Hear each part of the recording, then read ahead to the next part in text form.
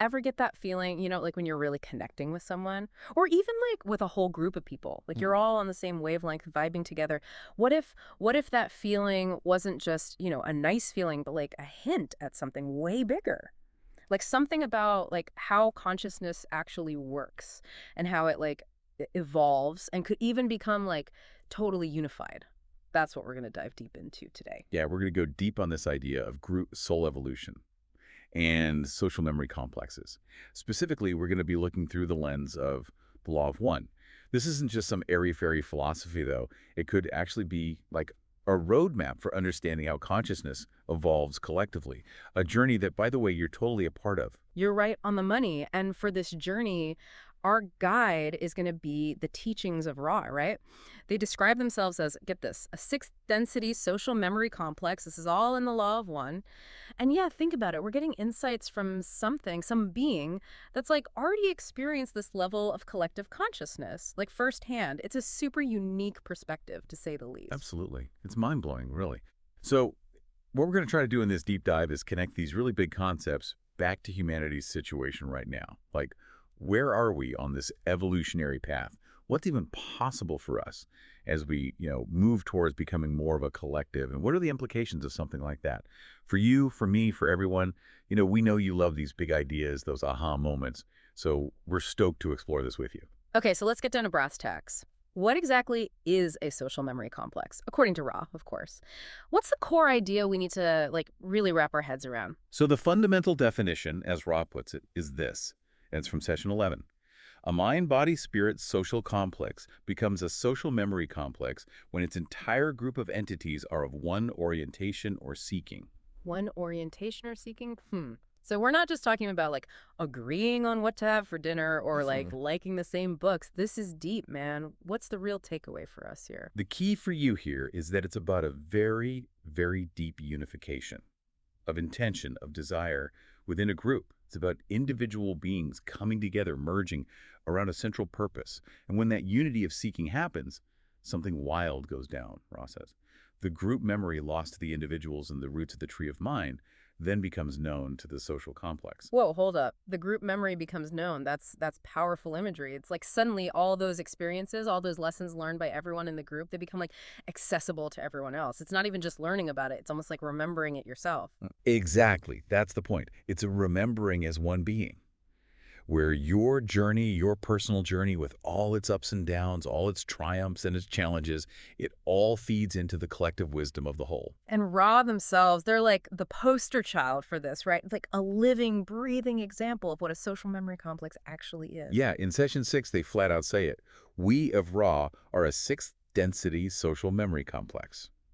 And what really stands out is how they always refer to themselves as, I am Ra, singular. It's not just a quirk of language. It shows how deep their interconnectedness is. Like, there are no individual boundaries anymore. They speak as one because they, in essence, experience themselves as one. So the I and the we, they've basically become this whole other thing. And the main thing about them, it seems, is this total commitment to helping other younger civilizations, right? Yeah, that's their jam. Evolving to this unified state. It's like it freed them up to focus all their energy, all their wisdom on helping others. It's compassion and understanding on a whole other level. The kind that can only come from, shared experience. It definitely makes you wonder, where do we fit into all of this? Because let's be real, humanity doesn't exactly feel like one big I am humanity at the moment. We're, well, kind of all over the place. True, true. That's a big difference, right? So humanity is currently in what's called third density. Think of it as a stage of development. In third density, individuality is super strong. And the feeling of separation, that's strong too. That's us right now. Hmm. And part of this density is what's called the veil of forgetting. We don't just remember past lives, or our deeper connections to each other, to the universe. Yes, yeah, the veil. That makes things tricky. But Ra gives us this glimmer of hope. They say that Earth is, get this, ready to be born, instinct with the social memory complex of its parents, which have become fourth density positive. So it's like there's a blueprint for collective consciousness already built into our planet. Ready to be born. That's some serious imagery right there. And, this idea that people who are incarnating now, especially these wanderers, these more advanced souls that are here to help, and people who are all about love and compassion, they're playing a part in this planetary birth. Makes you think about our own struggles, our own aspirations in a whole new light, huh? Right. It suggests that your personal journey, your efforts to embody love and understanding, they're not happening in a vacuum. They're part of a bigger shift, a collective one. But, we should balance this optimism with what Ray says about third density social memory complexes in general. Okay, so this is where it gets juicy. Is it even normal for a civilization like ours in third density to become a social memory complex? Well, Raz says that the social memory complex is properly a fourth density phenomenon. So it's not really a third density thing. They do say that positively oriented social memory complexes of third density are not unheard of, but quite rare. So, yeah, it's rare. It's a huge leap, evolutionarily speaking. It's like hitting the evolutionary jackpot, huh? So, while it's possible, it's not exactly the standard route. Does Ray give us any examples of these rare third density complexes, just to paint a clearer picture? They do. They talk about this civilization, it evolved from tree-like beings Hmm. in this Sirius star system. The wild thing is they didn't have all that conflict and warfare that's, kind of been a hallmark of other civilizations. They focused on harmony, on movement, and on meditation, like as spiritual practices. And that unique path, it let them achieve a form of social memory pretty early on in their third density experience. Tree-like beings that were all about peace and meditation. It's so different from our path, isn't it? Yeah. It makes you wonder if, not having that history of violence helped them connect on a deeper, more unified level, like way faster. It's almost like a model, a different way of doing things, where nonviolent cooperation could lead straight to greater collective awareness. Yeah, I think so. Their story shows how much a civilization's values, their collective seeking, influences their whole trajectory. And that brings us to, what Ross says about the benefits of this shared consciousness thing. What would it actually mean for a civilization like ours? Right, what's the payoff?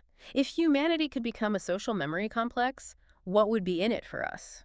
Ross says a major advantage is the relative lack of distortion in understanding the social beingness. Because, get this, all understanding distortions are available to the entities of the society. So imagine a world where knowledge isn't lost, or twisted, or misunderstood, where what one person learns, everyone understands. It's like no more feeling alone in your struggles. Healing and growth wouldn't be solo missions anymore. They'd be shared journeys. It sounds like love and understanding would just explode in a system like that. Makes you think about how much we're missing out on right now because of our separateness. For sure, the potential for wisdom, for progress, it would skyrocket. Because every single person's insights, their experiences, they'd all contribute to the whole. So what kicks off this whole transformation? What's the thing that triggers the birth of a social memory complex? According to Ra, it all boils down to unity of seeking. That shared intention we were talking about earlier, it all comes back to that. Exactly. The core definition. A mind-body-spirit social complex becomes a social memory complex when its entire group of entities are of one orientation or seeking. It's important to get that this doesn't mean everyone becomes a clone, thinking and acting the same. It's about a fundamental alignment of intention, of purpose, at the core. Like those Syrian tree beings, all focused on peace and spiritual growth. Exactly. And Ra often uses the example of universal service to others. It's a powerful unifying intention. When a group reaches that level of seeking together, their shared memory, it transforms. Rise words, man. The group memory lost to the individuals and the roots of the tree of mind then becomes known to the social complex. It's like unlocking this vast hidden history, a planetary memory bank that everyone can tap into. That would be something else. No kidding. It's a whole new level of identity, a collective one that goes beyond individual limitations. And to understand where humanity's at with all of this, Ra gives us this powerful image. You talking about the Earth as a womb ready to give birth? That's the one. In your space-time, you and your peoples are the parents of that which is in the womb. The Earth is ready to be born. And this birth, we've been talking about it, is the transition to fourth density, which is all about social memory. It's a beautiful image, but it doesn't sound like the birth is going smoothly. More like, a difficult labor. Yeah, that's kind of where we're at. Ross says, the thought forms of your people are scattered. Instead of becoming able to grasp the needle and point the compass in one direction, our intentions, our desires, they're all over the place. We haven't found that unified direction, that collective pointing of the compass towards a shared positive future. And that's making the transition, well, bumpy. It's like unity. It's not just a nice idea here. It's about vibrational alignment on a planetary scale. And we're not there yet. So we have the potential, this instinct to connect, but we're kind of getting in our own way. Now, The Law of One talks about different ways this unity of seeking can play out, like different types of social memory complexes, right? Two main paths. Yeah, that's huge. The Law of One says the Law of One is available to any social memory complex which has decided to strive together for any seeking of purpose, be it service to others or service to self. So the idea of unified intention, it can lead to really different societies, different outcomes, depending on what that core orientation is. Let's start with the service to others path, the positive polarity. What's it like when that's the driving force, when that's the one orientation or seeking? Okay, so in a positive fourth density social memory complex, the service is their work. It's all about cooperation, empathy, supporting each other. Ra says that as they evolve, they reach greater and greater intensities of understanding or compassion. Experiences are shared openly, the collective helps each other grow, and there's no hierarchy, like no power trips. It's about balance, compassion, and wisdom. It sounds pretty harmonious, right? Like Yeah. everyone benefits from each other's growth. It does sound pretty ideal. Okay, flip side, the service to self orientation. What does unity look like when it's all about self interest? Negative social memory complexes, they're different. They're about control, manipulation, domination. Hierarchies everywhere. Ross says these entities, they try to form the elite, the disciples, and teach the rightness of the enslavement of other selves for their own good. So it's all about power over others, using people they see as separate or weaker. It's like a we built on putting down a them. Doesn't sound very stable, even internally. And Ra agrees. They say these complexes, they have a great deal of random energy released by the concept of separation within their own ranks, because their own members are not harmonized. It's like, even though they're unified in a way, there's this internal disharmony. It's like they're constantly trying to control everything, and it leads to this spiritual decay, even if they look powerful on the outside. It's unity built on fear, not love. So it's like these two paths, they have different entry requirements, right? For reaching that fourth density social memory complex stage. Oh yeah, the polarization thresholds are really telling. A positive complex needs at least 50% service to others, but a negative one needs a whopping 95% service to self. Whoa, that's a huge difference. Why is there such a big gap? Ross says it's because negative systems lack what they call primary energy blue. It represents will, but combined with wisdom. And this lack also messes with their green-blue energies, which are about the heart, about integrating will with love. It's like they're skipping the whole heart development thing. To make up for that lack of coherence, they need to be super polarized towards self-service. That's the only way they can achieve any kind of unity. So it's like they're forcing unity through will and control, while the positive path, it gets there through love and compassion. What's fascinating is that even though these paths are so different, they seem to converge eventually in the higher densities. Right. Ra tells us in sixth density, all now must be seen as love light and light love. At some point, the negative polarity is abandoned. It's like eventually the truth of the law of one, that we're all connected, it becomes undeniable. Even those who chose separation, they have to recognize the unity of all beings. That's actually a pretty comforting thought, that in the end, everything reconciles. Makes the struggles and divisions we see now seem like a phase, A tough one, but a phase nonetheless. And, speaking of our current phase, this veil of forgetting thing, it seems super important to how we evolve here in third density. What's the point of it even? Why is it there? Ree explains that before the veil, in early third density, souls were evolving really, really slowly. They had full memory of past lives, their spiritual origins, and it kind of made them complacent, no urgency to grow. Like Ray said, before the veil, the lessons were garnered with the relative speed of the turtle to the cheetah. Not exactly a fast track. So was it like a cosmic kick in the pants to speed things up? Yeah, basically, a catalyst. X up. The mechanism of the veiling between the conscious and unconscious portions of the mind was a declaration that the mind was complex. It created separation, individual identities, and it made choices matter more. So by forgetting our unity, forgetting our past, we were thrown into this super intense learning environment to figure out this whole separation thing, and it makes the emotions stronger, the search for meaning deeper. It's like boot camp for the soul. Exactly. Reg even says the most effectual veiling was that of the mind. It's this amnesia at the conscious level that makes the learning so much more powerful. We have these unique journeys, we develop our individual selves, and our choices have real weight. Before the veil, entities did not do the homework, but rather enjoyed playtime. It is not until there is a reason to wish to excel that most entities will attempt to excel. The veil, It gave us that reason. It's like separation is actually a stepping stone to a deeper, more conscious unity later on. It's a bit of a paradox, right? Totally. The other self is primary catalyst in this particular path in the piercing of the veil. All compassionate love which demands no return.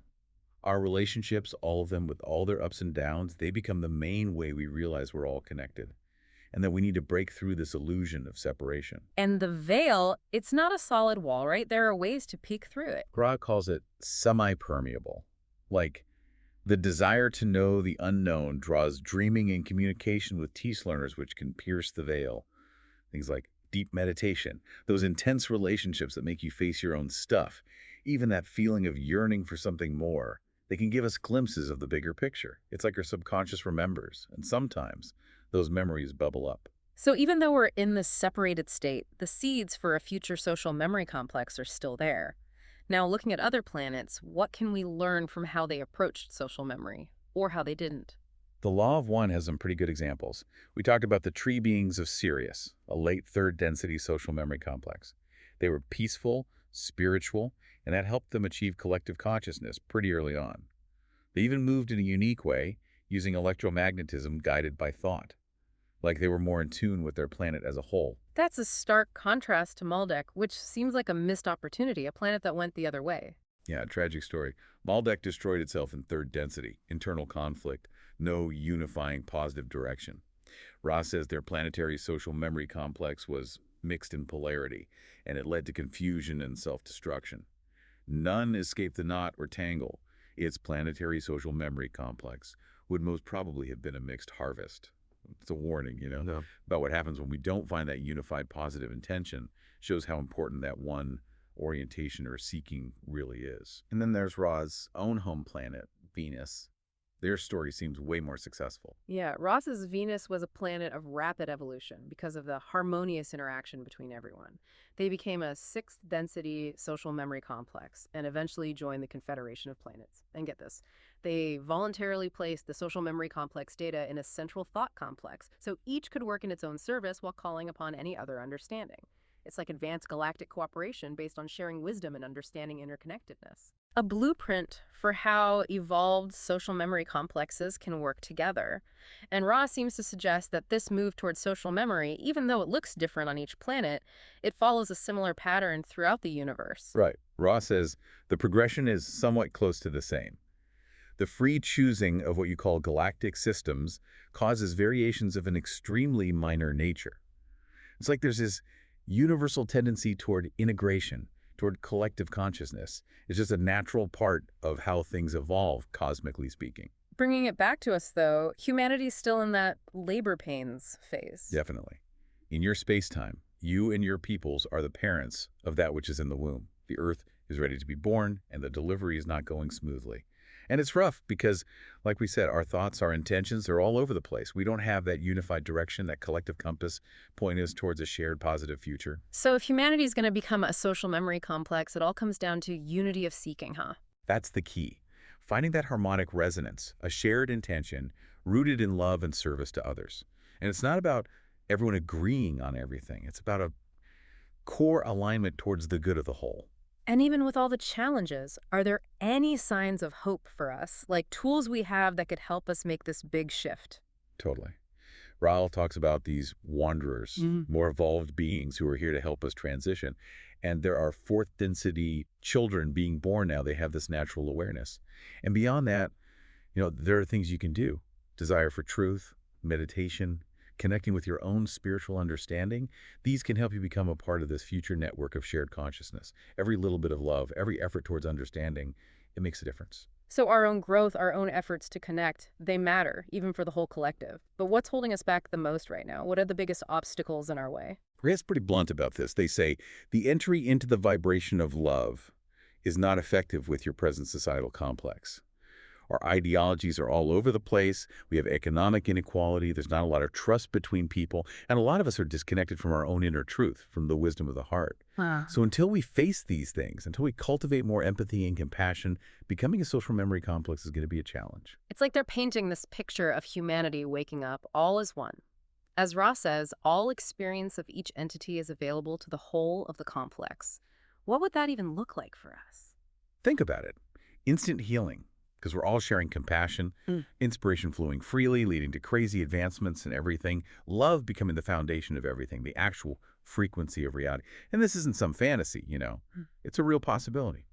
The next step in our evolution. We just have to choose it. So, to recap, we went deep on Ra's idea of a social memory complex, a unified group with shared awareness and purpose. We looked at Ra themselves as an example. We compared humanity's current situation, with the veil of forgetting and all, to the potential for a fourth density collective consciousness. We talked about how rare those positive complexes are in third density, but we also heard about those awesome Syrian tree beings. We got into the benefits of shared experience, the importance of unity of seeking, and how Earth's in this wild birthing process. We looked at the two paths, service to others and service to self, how they work, how they're different. We explored why the veil of forgetting is even there, how it helps us evolve. We looked at what happened on Sirius, the messed up story of Malddec and Ra's own Venus. And finally, we came back to where humanity's at right now, the potential we have, the tools we can use, the roadblocks in our way, and what a unified future could actually look like. You nailed it. It's a lot to process. It is. So thinking about all of this, about the possibility of shared consciousness, for you, for everyone, what's the one thing we could all focus on right now to start moving towards that more unified, more compassionate way of being? That is a deep question, man. Something to really ponder. And for those of you listening, here's something to think about. If our experiences, our wisdom, become part of a shared consciousness, what have you learned in your life that you'd want to contribute to that? What wisdom do you bring to the table? Now, those are some powerful questions to sit with. And hey, if you're feeling this, we encourage you to check out The Law of One. Do some more exploring. It's a journey, you know, Yeah. learning, discovering, figuring out what we're capable of, both as individuals and as maybe one day a collective.